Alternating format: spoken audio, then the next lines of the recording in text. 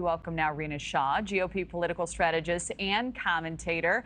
Rina, great to see you this morning. You know, the former president has said in a campaign email that he vows to unleash hell on Harris at an Atlanta rally later today. What are you anticipating? And also, what do you believe constitutes a winning strategy for him and his team? You know, there are some political analysts who say the answer is dropping personal attacks, sticking to the issues. Would you agree? Well, when I think through this political moment and how Donald Trump weathers it, it's that he's got to make up for a pretty deficient July, a July that after the RNC convention started to look pretty bleak for him. There's a reason that Kamala Harris was able to start to close the gap with him in certain polls after he made his pick of J.D. Vance, but also some disastrous messaging from the podium. So in essence, many of the political class is right. He has got to leave the personal attacks behind and start speaking in data points. And when I talk about data points, that needs to be attacking Bidenomics, attacking this administration's record on the handling of geopolitical tension, whether it's Ukraine or in Gaza. In general, what he needs to start to do is understand where her deficiencies are and where the people who might not turn out for her might look at him more favorably. That again means he's got to deal in fact. That's something he's shown he's not quite able to do consistently. So I do worry that this August, with the Democrats meeting and having their unifying moment in Chicago in just about 17, 18 days now, we are looking at a time where he's going to have good days and bad days throughout the rest of this month. But again, if he deals in data points, hard facts, then he has a chance to push back on Harris at a time where, again, she will be seeing continued momentum. All right. So, as you know, Trump and Vance, they're campaigning in Georgia today, so he's hot on the trail. What issues do you believe are most important to voters there? These swing states are going to be major in this election, as you know. How would you recommend any politicians cut through the noise and get through to any undecided voters in that region specifically? Well, front of mind has got to be economy for most of these voters because they are in certain areas of the Rust Belt, and those are the states we're looking at. We're looking at Michigan and Wisconsin and Pennsylvania. These are places that have seen depressed numbers in terms of jobs.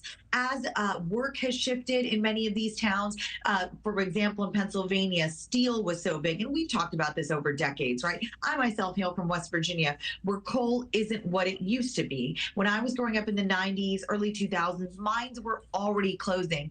So we know steel mills have been closing over decades now. But the transition of work, the new economy, the gig economy, he's got to speak more intelligently, and Vance has got to join him on that, on how the Rust Belt transitions and how we compete with many of these jobs not being taken by immigrants, but being sent offshore and essentially being talked about in a way that many candidates have not done responsibly prior to Trump taking the White House in 2016.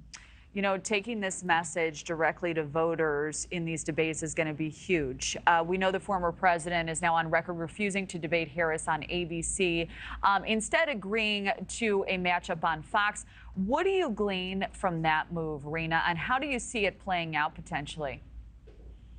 Well, I just want to pick up on the economy point for a minute, because I do think when we see candidates debate, essentially, you know, sometimes when Trump gets to people, he really goes for the personal attacks, right?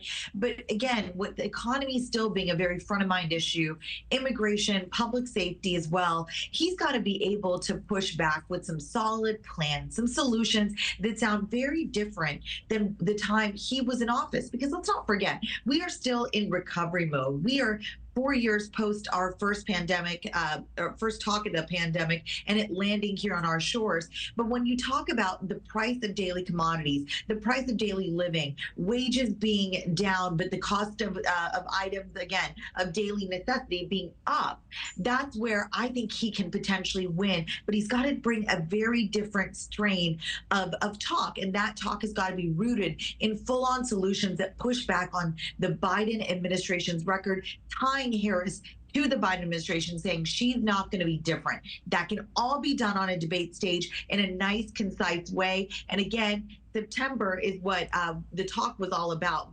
But Trump has got to show all this month of August that he is ready to meet her on the stage and to debate her on the record, no longer on identity and personal attacks, because that's not going to sit well, particularly with women in the swing states. So we have about 20 seconds left, Rina, but I wanted to squeeze this question in because this sort of talk has gotten a lot of headlines, a lot of attention. Vance coming under fire for comments he made about people without children, stating that they have essentially less skin in the game, so to speak, as it relates to the future of our nation. And that's a story that seems to not be going away. So how do you believe his explanations have landed? Has he done a good job taking the narrative back? And how consequential do you think those statements will be come November? Kelly, I think this is an excellent question because it bears repeating that this was a disastrous moment for J.D. Vance right when he's come out of the gate. This is the comment that continues to plague him. And it doesn't even sit well with women like me who have children. You know, I could have chosen to be child-free by choice. I really don't like that phrase childless because it almost implies that people are lesser than when they're making a choice. You know, the GOP has long been saying it's a party that allows you to have freedom, autonomy, the choices to determine your own destiny. A great number of American women are out there choosing not to have children. Now, as somebody who has helped a party that it says it's pro-family, we've got to be supportive of everybody's decision. Children are not for everyone, but for the people who do have them, we can't just say they're the only people that matter. And that's what that statement did. He hasn't come out. He hasn't cleared it up in a good way. As somebody that has done crisis communications for years, I would have suggested to him that we go about this very tactically and handle it in a strategic manner that speaks to more Americans and says, you know what, I was perhaps wrong in wording that, but this is what I intended to mean. He has not come out in any way cleaned up this comment. In fact, he's doubled down on it almost.